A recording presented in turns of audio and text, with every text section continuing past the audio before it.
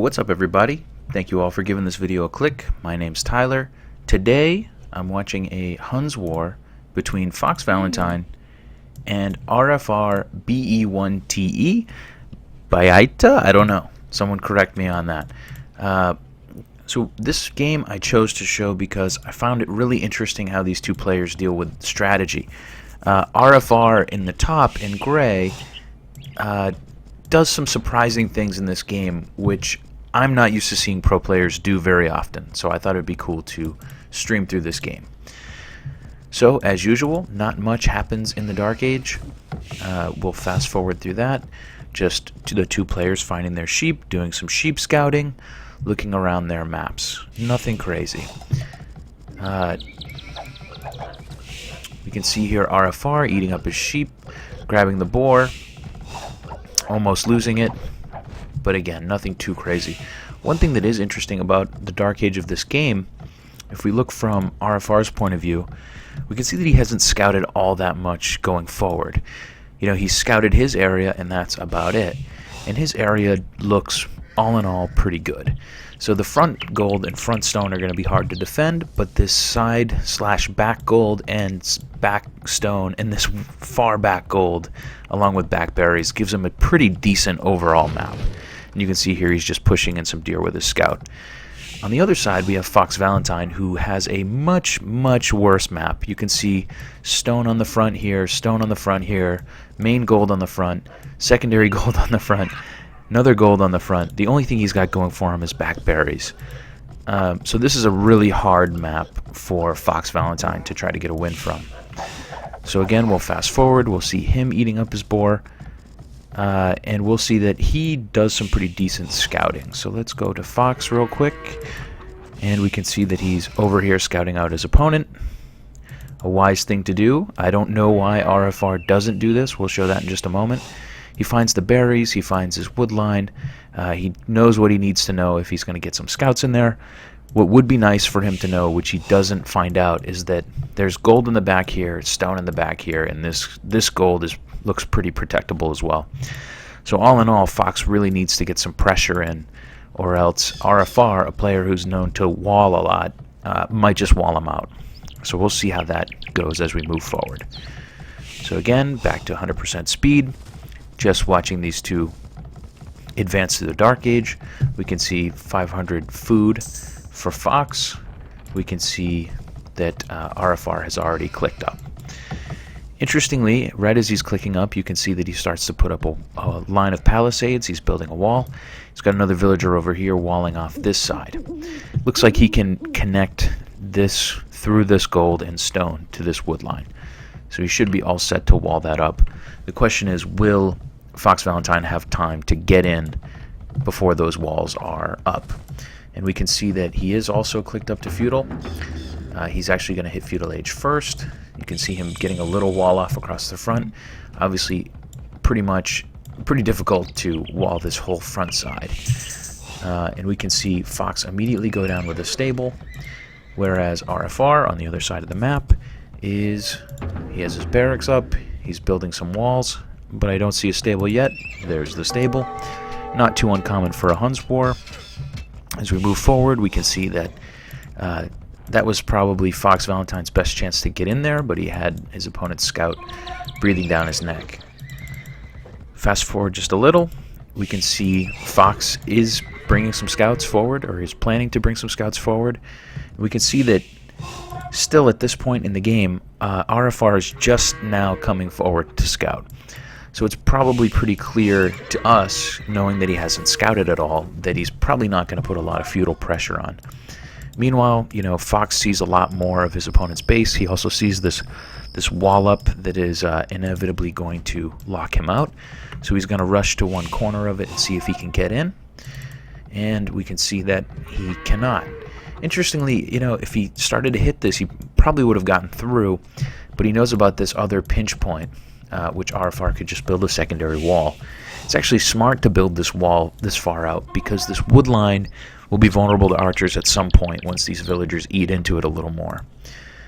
We can see Fox coming forward, trying to find a way through these walls, but as we already know, spoiler alert, the walls are surrounding the entire base of RFR.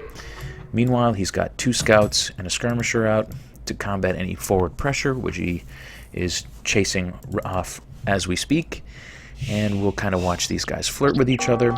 If you're Fox at this point, you probably don't want to commit any more resources to feudal pressure. And we see that he's not going to do that. He's simply going to, get enough gold and enough food and go up to Castle Age, which is probably wise because these walls are pretty formidable for scouts. And you can see him being chased around here by the spears. A little bit of a micro war, but nothing major to speak of.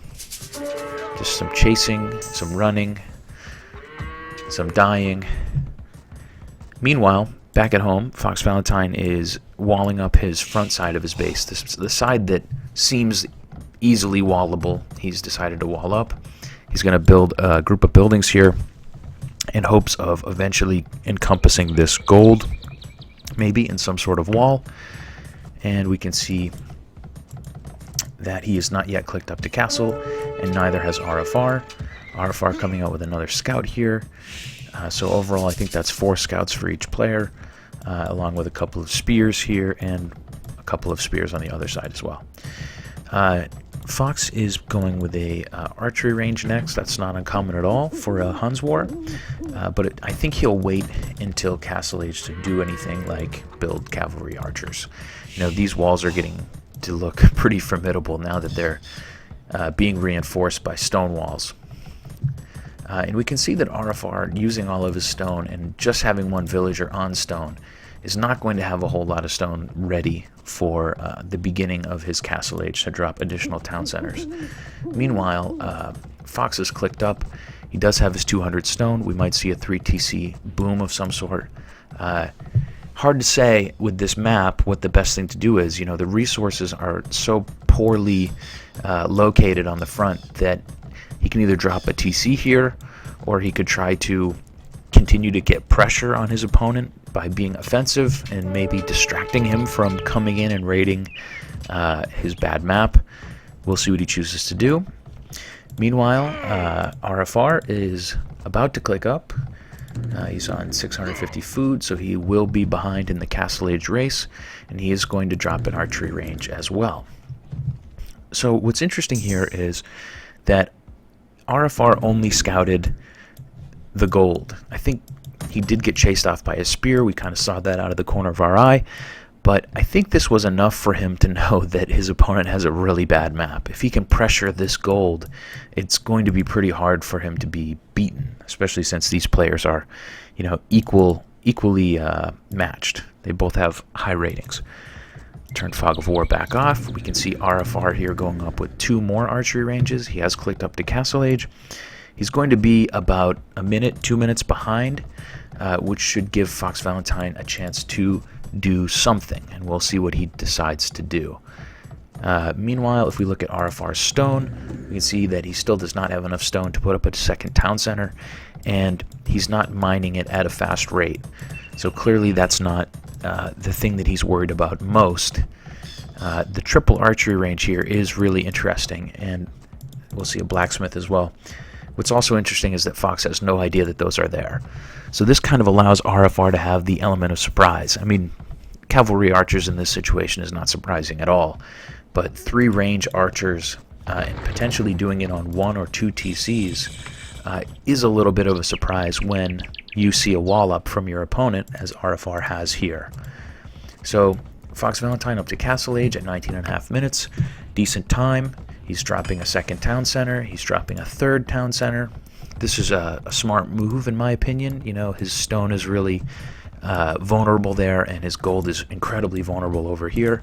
So 3 town centers make sense. He's also seen that his opponent is walled up, so it would appear, at least if I was reading this game, it would appear that RFR has everything he needs inside these walls, and that he's just going to try to outboom, get to Castle Age, and build up an army to take me out, if I'm Fox, that is. But Fox is going to try to preempt that by getting 2 extra town centers up well before his opponent is up to Castle Age. We can see he's been up for a full minute now. These 2 TCs will pop up any second, and we'll see him start queuing villagers out of all 3 of those. So all in all, seems like a pretty smart strategy to me. You know, he's going to opt for a very small military and for extra town centers to protect those resources.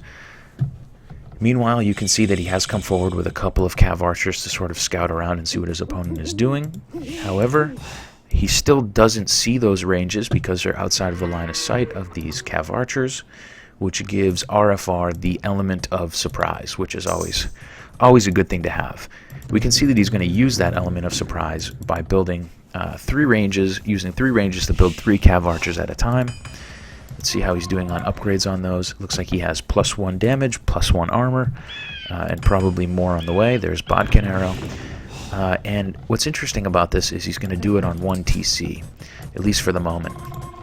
So one player looked like he was clearly walling up and ready to boom out, but behind those walls, hidden in secret, he's decided to make cav archers and not build a second TC quite yet. While the other player, Fox, who has a horrible map and is really at a disadvantage because of it, has put down what is now 3 TCs, and he's hoping to boom up. Interestingly, now we see a 4th town center going up, which is a really aggressive boom build for him. But this makes sense, you know, if he anticipates these cav archers, which maybe he does. He knows that those town centers can protect a lot of his villagers. You know, his wood line is not terribly far from a town center. His gold and his stone are all close enough that he's not going to lose all too many villagers. What's interesting about this point in the game is that RFR has not yet scouted all these extra TCs. This is going to be an interesting time for him to potentially switch strategies. You know, he's sending 3 cav archers at a time, but those cav archers are probably not going to win the game for him since his opponent has so many TCs and so much protection. Cav archers are obviously very weak against town centers. And look at the number here. Pretty nice little group coming. We do have a secondary wall being put up here, which is intelligent because it makes RFR have to run across the face of these town centers to get his cav archers in. Meanwhile, do we have a 5th town center yet? No, we do not. Here we see RFR coming across the front. We see an additional archery range going up for Fox, and he's just going all out, building villagers and getting ready to see his economy boom. We can see him garrisoning a few, trying to deter these archers for coming through. Probably garrison these villagers, which he does. And in the meantime, we can see arrows firing out, but it's not enough to deter RFR, who will push through eventually after taking out that villager and get into the meat of Fox's base. What's interesting about that is there's not a whole lot for him to pressure here. You know, he can take out these cav archers, that's nice. He can harass and garrison these town centers, but running between them is, you know, a really bad move. He's going to lose a lot of HP on these cav archers as he does that. And he finds out as he's moving toward the back of this map that his opponent is really well protected by his TCs, which are all very close together. Knowing that his opponent is committing to his economy, RFR has decided to put up a couple of siege workshops. He's going to use a mangonel with 7 range to outrange this town center with 6 range to put some pressure on these villagers. It's a really smart move in this case because these cav archers obviously can't do too much harassment when the villagers are all this close to town centers. And we'll just fast forward a bit. We'll see how he uses those mangonels for pressure. Coming forward here pretty brazenly. You know, there's a couple cav archers here to protect, but he's not worried at all about potentially Fox knocking down this wall and coming out with villagers to beat up his mangonel. And he's doing a pretty good job at picking villagers off as he goes, and we can see he's on 2 TCs. He knows now with fog of war with scouting that his opponent is on 6. That suggests that he needs to take out 4 villagers whenever possible. I believe it's every 30 seconds in order to keep the villager count similar. Also, making these villagers garrison or making them build walls is equivalent to making them stop working. So RFR here putting a lot of pressure on, knowing that if he doesn't, his opponent is going to outboom him. We can fast forward a little bit and watch these mangonels continue to harass villagers. We can also see these cav archers coming in and picking off one at a time a farming villager. They're not going to equalize the game, but every villager counts. What really does equalize this game is his pressure on the front with these mangonels. You know, this is a garrison town center with several villagers inside. 6 villagers there, looks like 10 villagers here, 16 villagers not working, just hanging around waiting to defend these TCs. He also has 5 villagers garrison in that town center, 13 in this one, and 5 more over here. So RFR at this point is doing a really good job at keeping his opponent's economy at bay, even though his opponent is on 6 TCs. And if we look at the economy stats, we can see 34 idle villagers at a moment there for Fox, while there's approximately 34, 41, something in the 40 of total villagers working. Meanwhile, back home, RFR has about 60 villagers actually working. So while his opponent is trying to boom up and hang back, he's going to keep the pressure on and keep those villagers garrisoned. And we can fast forward through and see how he keeps doing this. He has taken that town center down. He's taken several villagers down with it. He's going to bust through here by taking out this blacksmith. And we're starting to see RFR here really putting the pressure on and making it so that Fox is trapping all these villagers on wood. You know, they're certainly not using these farms or this stone that they were gathering before. Now they're focused on wood. We are going to see a siege workshop come down in defense there. That's a smart move. You know, this isn't a lost game yet for Fox. If he can beat back this offensive and get his villagers to work, get them out of the town center, he'll have a good chance at winning this game, or at least a chance at winning this game. But unfortunately, at the moment, it doesn't look like he's going to do that. 5 mangonels hitting this town center is a really fast way to see that town center go down. He gets a mangonel of his own out for a moment, but not long enough to survive in order to get a shot at these mangonels from RFR. He's going to try to repair that town center to keep it going. All of these villagers obviously are not working, and let's see how his villager production is. Is he still producing from every town center?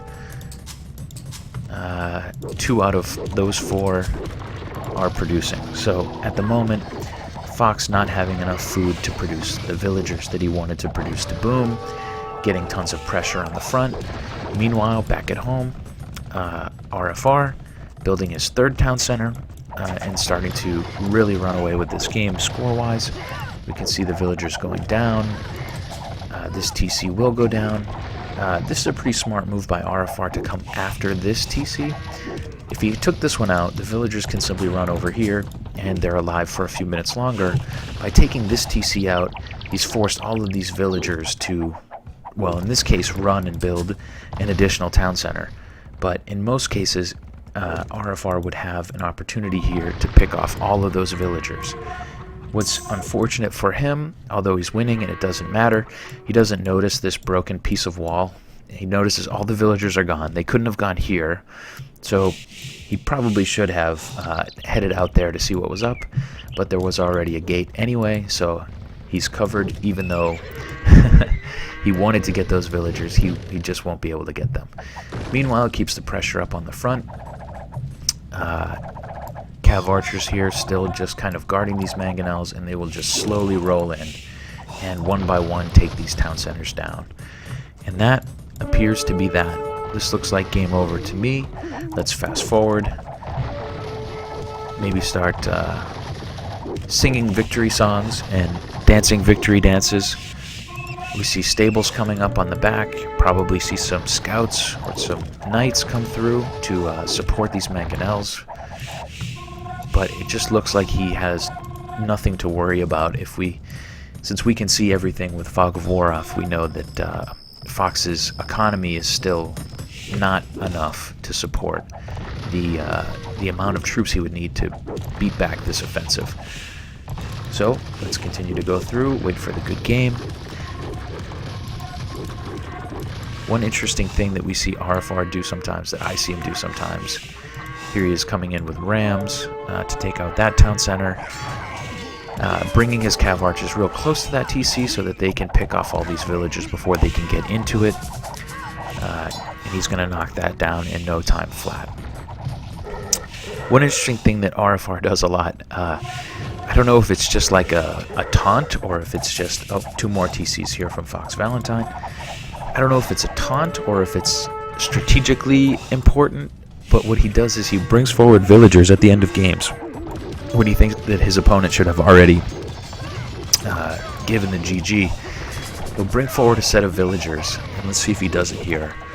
And he'll start just building tons and tons of outposts everywhere. He'll surround his opponent's entire base with outposts. And it's sort of just saying like, haha, I can see you, I know what you're doing, you're closed in, I'm so far ahead of you that, you know, I'm basically screwing around. And here we can see that villager coming forward.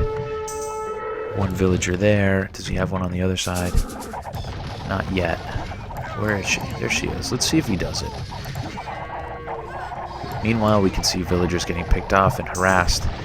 Mangonels here coming in to take out the town centers, and this game is really, it's been over for a little while. And there you can see the outposts everywhere, the surrounding of his opponent with outposts.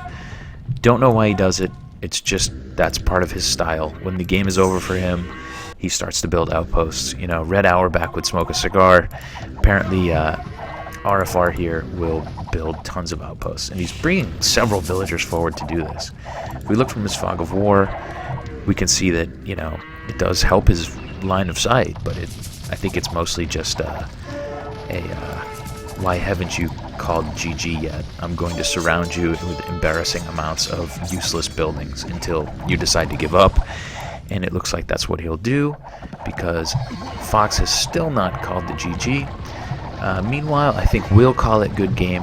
I don't see any point in continuing to watch villagers build outposts, but that is an interesting piece of his style. You know, these mangonels were the difference in this game, so I thought it was interesting to show a player who basically stonewalled up and could boom out, and who decided, nah, not this time. I'm gonna build eventually 3 TCs, but for the most part, I'm gonna put pressure on with cav archers, come forward with siege workshops, and it got him the win. You know, when your opponent is on 5 town centers, obviously using your army to your advantage to harass your opponent is going to be important. I don't think the cav archers would have been able to do enough alone. So those mangonels were really powerful this game. So thank you very much for tuning in. Please let me know in the comments what you think of this video. Tell me how I can improve, and I'll see you next time. Thanks.